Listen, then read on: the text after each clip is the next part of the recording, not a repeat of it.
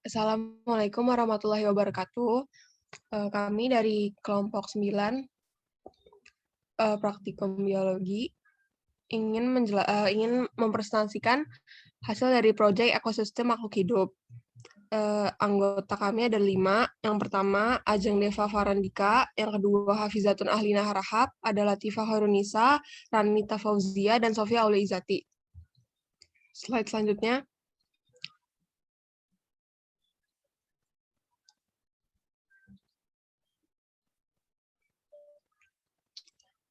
Yang pertama, latar belakang. Latar belakangnya, selama ribuan tahun, manusia telah berinteraksi dengan ekosistem. Ekosistem adalah wilayah geografis di mana tumbuhan, hewan, dan organisme lain serta cuaca bekerja sama dalam membentuk gelombang kehidupan. Ekosistem mengandung biotik dan abiotik. Faktor biotik meliputi tumbuhan, hewan, dan organisme lain. Faktor abiotik meliputi batuan, suhu, dan kelembapan. Setiap faktor dalam suatu ekosistem bergantung pada setiap faktor lainnya, baik secara langsung maupun tidak langsung. Perubahan suhu suatu sistem akan sering mempengaruhi tanaman apa yang akan tumbuh di sana. Misalnya, hewan yang bergantung pada tumbuhan untuk makan dan tempat tinggal harus beradaptasi dengan perubahan, pindah ke ekosistem lain, atau akan binasa. Slide selanjutnya.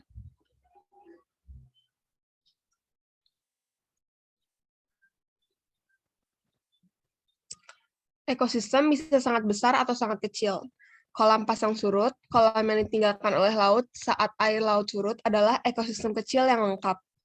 Kolam pasang mengandung rumput laut sejenis ganggang yang menggunakan fotosintesis untuk membuat makanan. Herbivora seperti abalon memakan rumput laut. Karnivora seperti bintang laut memakan hewan lain di kolam air pasang seperti kerang atau remis. Kolam pasang tergantung pada perubahan tingkat air laut. Beberapa organisme seperti rumput laut tumbuh subur di lingkungan perairan saat air pasang dan kolam penuh. Organisme lain seperti kelomang tidak dapat hidup di bawah air dan bergantung pada kolam dangkal yang ditinggalkan oleh air surut. Dengan cara ini, bagian biotik ekosistem bergantung pada faktor abiotik. Seluruh permukaan bumi merupakan rangkaian ekosistem yang terhubung. Ekosistem sering terhubung dalam bioma yang lebih besar. Bioma adalah bagian besar dari daratan, laut, dan atau atmosfer. Hutan, kolam, terumbu karang, dan tundra adalah semua jenis bioma. Mereka diatur sangat umum, berdasarkan tumbuhan dan hewan yang hidup di dalamnya, dalam setiap hutan, setiap kolam, setiap terumbu, atau setiap bagian tundra. Anda akan menemukan banyak ekosistem yang berbeda. Untuk mempelajari hal ini, maka dilakukanlah praktikum biologi ekosistem ini. Tujuan dari praktikum ini adalah, yang pertama, mengetahui komponen dalam ekosistem serta kedudukannya dalam ekosistem. Yang kedua, mengetahui komponen biotik dan abiotik yang mempengaruhi ekosistem. Yang ketiga, mengetahui hubungan komponen abiotik dengan komponen biotik dalam suatu ekosistem. Tinjauan pustaka. Tinjauan pustaka yang pertama adalah pengertian ekosistem. Ekosistem diartikan sebagai tatanan keseluruhan secara utuh menyeluruh antara segenap komponen lingkungan hidup yang saling berinteraksi membentuk suatu kesatuan yang teratur. Keteraturan tersebut ada dalam suatu keseimbangan tertentu yang bersifat dinamis.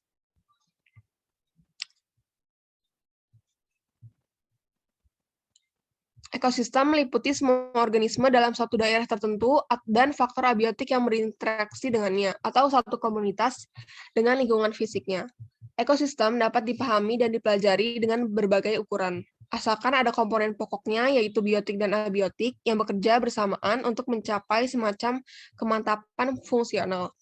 Memang kebanyakan ekosistem tidak pernah dapat ditentukan benar batas-batasannya.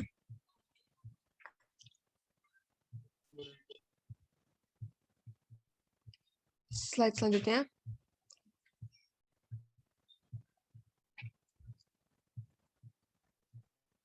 Slide selanjutnya.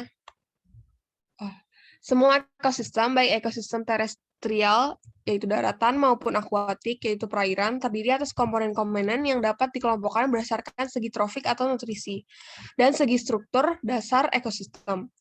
Menurut Gopal dan Bhardwaj, Berdasarkan atas segi struktur dasar ekosistem, maka komponen ekosistem terdiri atas dua jenis sebagai berikut.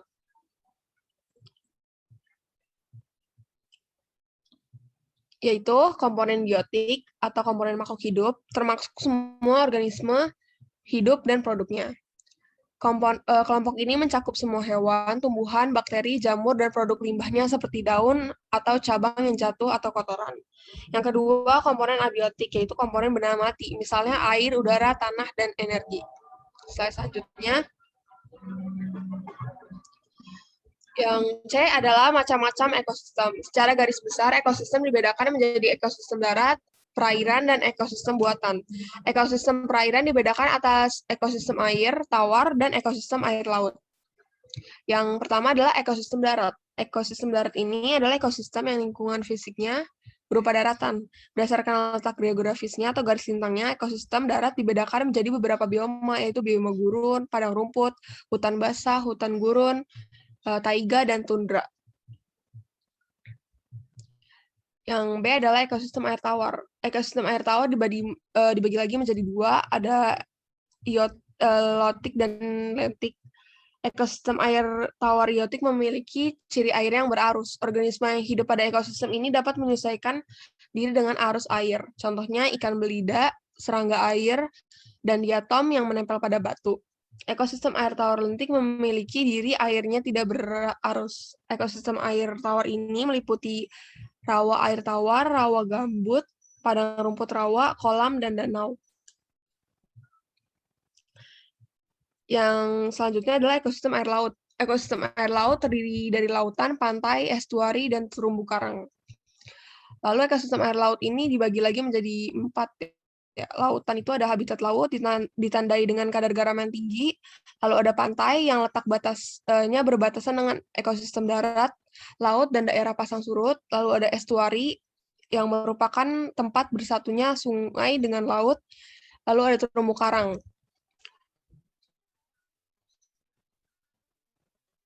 Yang terakhir adalah ekosistem buatan. Ekosistem ini yang diciptakan manusia untuk memenuhi kebutuhannya. Contohnya bendungan, agroekosistem berupa sawah, tadah hujan, maupun serat sawah irigasi.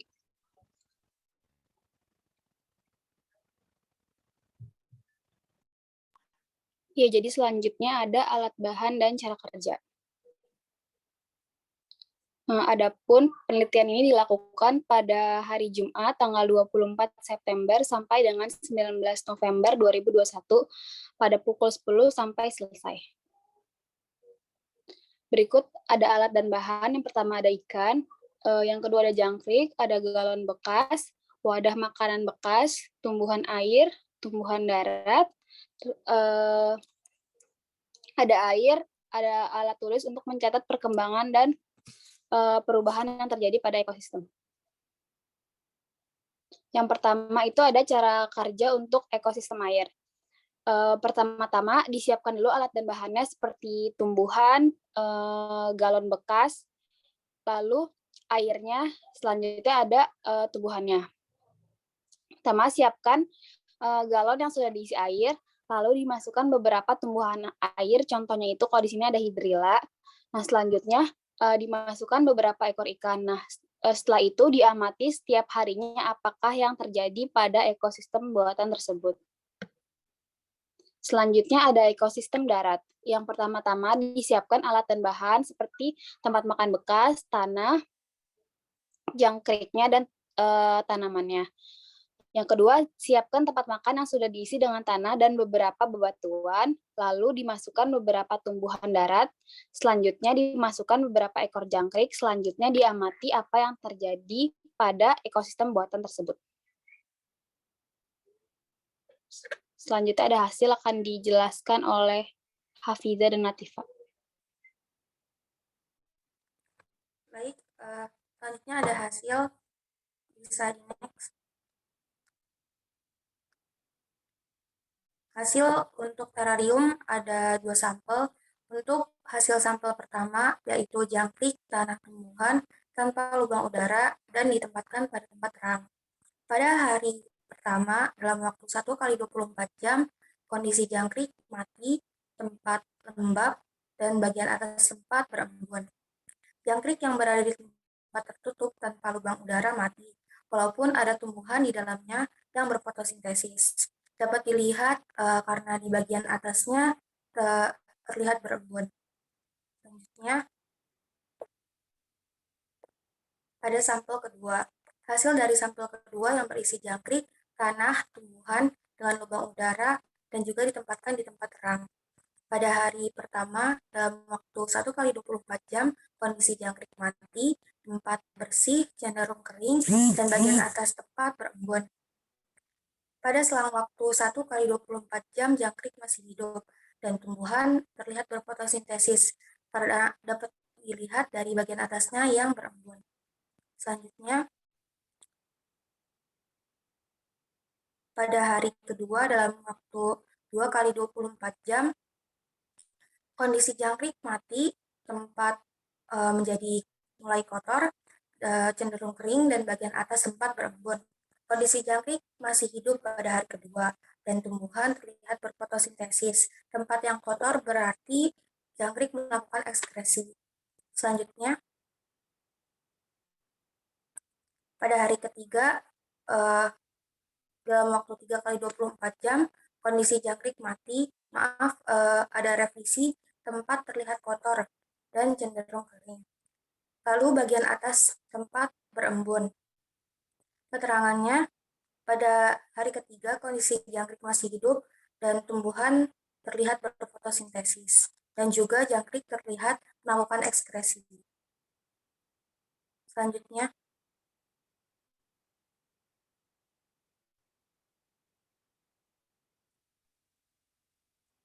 berikut praktikum akuarium. Yang pertama, pada hari pertama digunakan 8 ekor ikan, 1 ekor ikan mas biasa, dan 7 ekor ikan mas komet. Pada hari kedua, keesokannya, 7 ekor mati dan tersisa 1 ekor ikan mas komet. Next. Di hari berikutnya, sisa 1 ikan dan dipindahkan ke tempat yang lebih kecil. Hidup selama 7 hari tanpa udara. Dan akhirnya ikan ini mati pada hari ke-7.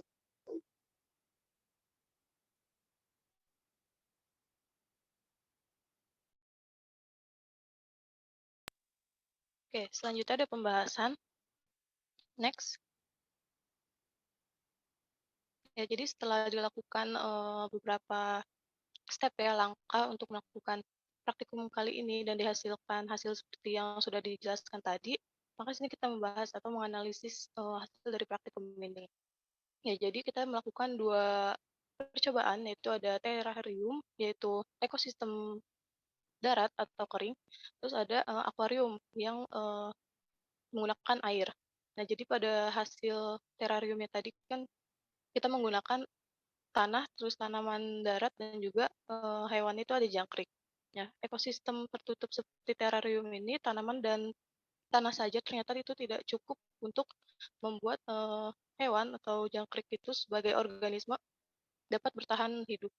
Nah, hewan itu membutuhkan faktor abiotik. Jadi tidak hanya faktor biotik saja, tapi juga dia membutuhkan faktor abiotik dalam mempertahankan hidupnya. Sehingga di sini membuktikan dengan adanya ketergantungan antara makhluk hidup. Lalu tanaman yang berfotosintesis ini dia akan menghasilkan glukosa, oksigen, dan air. Sehingga tadi pada terrarium ya, apalagi pada sampel yang pertama dia kan tertutup ya, tanpa adanya lubang udara. Di situ terrarium sampel terdapat embun pada bagian atasnya. Nah, itu merupakan tanda bahwa tumbuhan di dalam terrarium itu berfotosintesis. Lalu faktor abiotik di dalam terrarium itu terdapat air, udara, dan tanah. Airnya itu didapatkan dari embun, terus udaranya yaitu udara yang terjebak ya, yang di dalamnya pada sampel pertama. Jadi tidak adanya sirkulasi udara, jadi udaranya itu hanya yang awal saja ketika ditutup. Dan juga udara yang bersirkulasi pada sampel kedua. Lalu jangkrik biasa hidup di tempat yang cenderung kering, tidak panas, dan tidak lembab. Tapi pada percobaan yang kita lakukan, itu hasilnya tempatnya itu dia cenderung kering dan juga lembab ya. Jadi jangkrik tidak dapat bertahan hidup lebih lama. Nah, apabila suhu di dalam wadah terlalu dingin, jangkrik juga bisa mati dan saling memangsa. Jadi apabila terdapat perubahan suhu pada lingkungannya, pada habitatnya, dia akan menjadi lebih agresif gitu, karena berusaha untuk mempertahankan tubuhnya. Begitupun ketika suhu terlalu panas. Next. Selanjutnya pada akuarium. Jadi pada akuarium ini kita menggunakan ikan mas dan juga tanaman hidrilla, tanaman air, untuk membuktikan bahwa makhluk hidup ini dia saling ketergantungan. Ya, jadi setelah kurang lebih 3 minggu ya masa percobaan ini, didapati hasil bahwa semua ikan itu mati. Kemungkinan karena tidak mendapatkan ruang yang cukup untuk ikannya itu bergerak dan tidak adanya udara yang cukup karena tempatnya itu dia tertutup.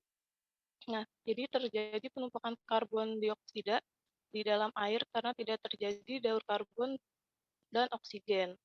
Nah, daur karbon dan oksigen ini terjadi karena proses-proses fotosintesis yang dilakukan oleh hidrilla dan juga proses respirasi yang dilakukan oleh ikan mas tersebut, sehingga adanya karbon dioksida yang terjebak di dalam dan menjadi lebih banyak dibandingkan oksigennya, sehingga ikannya tersebut cenderung tidak dapat bertahan hidup lebih lama atau banyak yang mati. Oke, next. Nah, jadi dalam hubungan makhluk hidup pada percobaan kali ini akan terjadi saling ketergantungan satu sama lain dalam satu ekosistem. Nah, ekosistem itu interaksi antara organisme dalam suatu lingkungannya, di mana harusnya ada timbal balik gitu. Adanya hubungan timbal balik antara makhluk hidup dengan lingkungannya.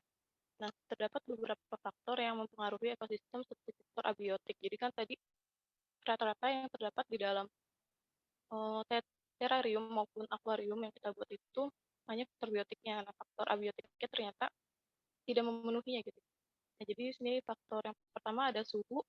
Jadi suhu ini dia berpengaruh terhadap ekosistem karena merupakan syarat yang diperlukan organisme untuk hidup. Lalu ada sinar matahari. Nah, sinar matahari juga mempengaruhi ekosistem secara global karena matahari ini dia menentukan suhu ya. Jadi kan tadi suhu. Jadi tadi kan suhu merupakan syarat yang diperlukan. Nah, matahari ini dia yang menentukan suhunya itu. Jadi apabila dia terkena sinar mataharinya cukup tinggi, maka suhunya pun akan tinggi. Begitupun sebaliknya. Lalu ada air. Untuk yang terarium, tidak adanya pemberian air gitu. Jadi terhadap ekosistem dia sangat berpengaruh karena dibutuhkan untuk kelangsungan organismenya, yaitu jangkriknya. Lalu ada tanah. Tanah merupakan tempat hidup bagi organisme dan menyediakan unsur-unsur penting bagi pertumbuhan organisme, terutama tumbuhannya. Lalu ada ketinggian. Ketinggian ini adalah tempat menentukan jenis organisme yang hidup di tempat tersebut karena ketinggiannya yang berbeda akan menghasilkan kondisi fisik dan kimia juga yang berbeda. Dan terakhir ada angin. Angin dia selain berperan dalam menentukan kelembapan, dia juga berperan dalam menyebarkan biji ataupun serbuk yang ada di tanaman. Next. Jadi karena hal tersebutlah beberapa komponen pada ekosistem yang tidak terpenuhi menyebabkan banyaknya hewan yang mati. Selanjutnya ada kesimpulan.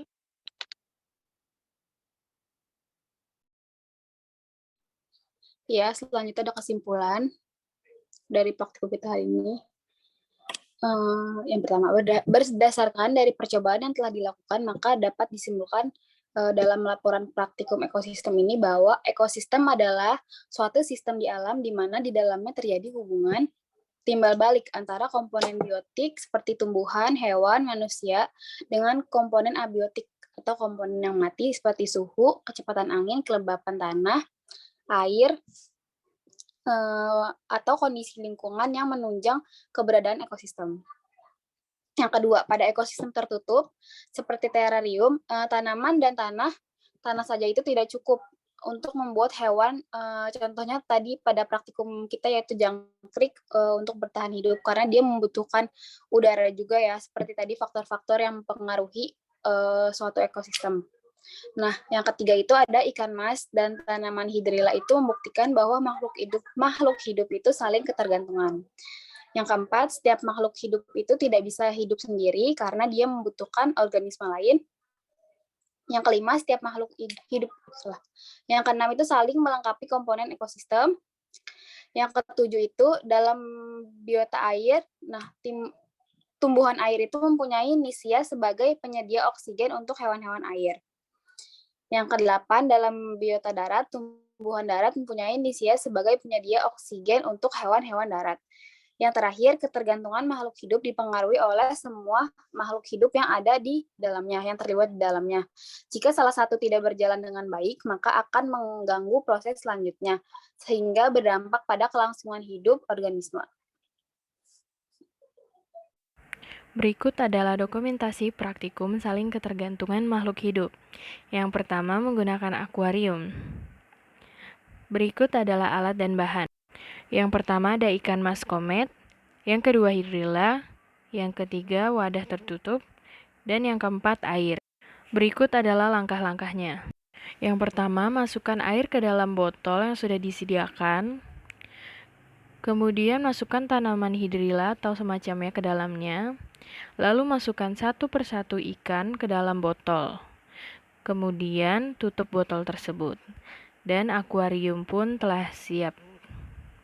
Berikut adalah contoh fotonya.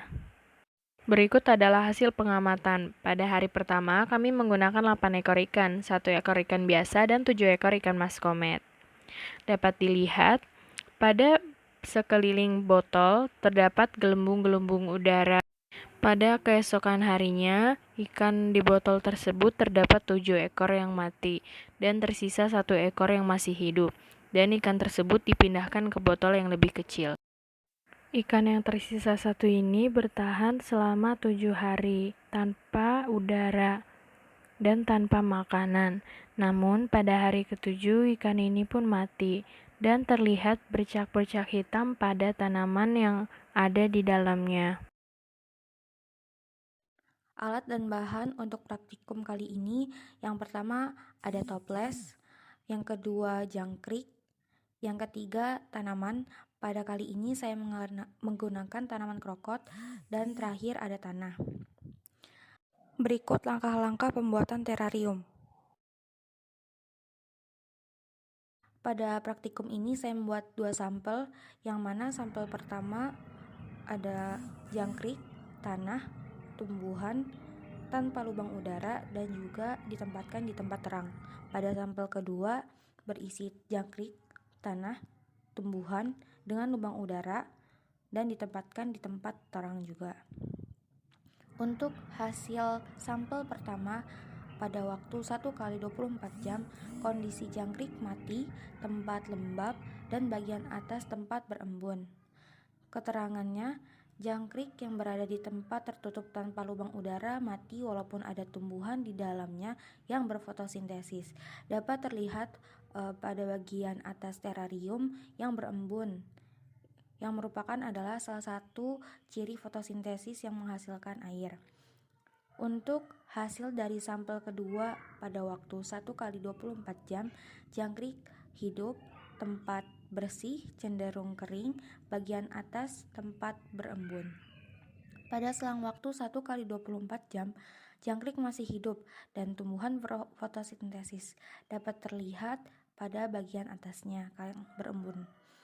Pada waktu 2x24 jam atau hari kedua, kondisi jangkrik hidup, tempat mulai kotor, cenderung kering, dan bagian atas tempat berembun.